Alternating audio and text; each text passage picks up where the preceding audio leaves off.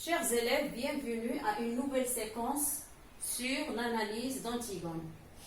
Alors, nous allons découvrir aujourd'hui le prologue.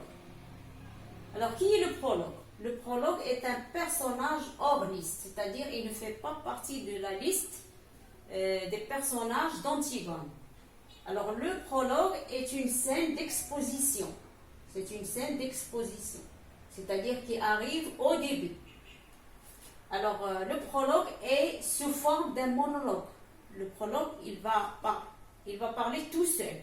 Il va s'adresser ou bien au spectateur si la tragédie est jouée, et bien sûr pour les lecteurs s'ils sont en train de lire la tragédie. Alors donc, le prologue, il prend la parole tout seul pour faire le portrait physique et moral des personnages de la tragédie.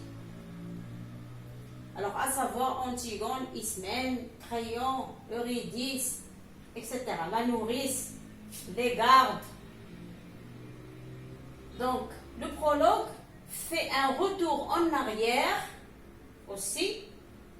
Il fait aussi un retour en arrière, un flashback, pour évoquer l'histoire d'Œdipe. J'ai oublié ici d'écrireŒdipe, l'histoire d'Œdipe. Ainsi que celle de ses fils, Éthéocle et Polynice. Il évoque également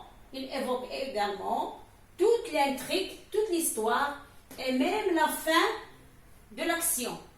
C'est-à-dire comment va finir la tragédie d'Antigone. Bien sûr, elle va avoir une fin tragique, c'est-à-dire la fin tragique d'Antigone qui se suicide avec sa ceinture, et il est bien sûr aussi poussé dans le gouffre.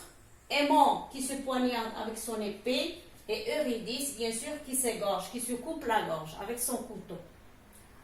Alors, j'espère que vous avez bien aimé cette partie du cours sur le prologue, et à bientôt pour le prochain cours.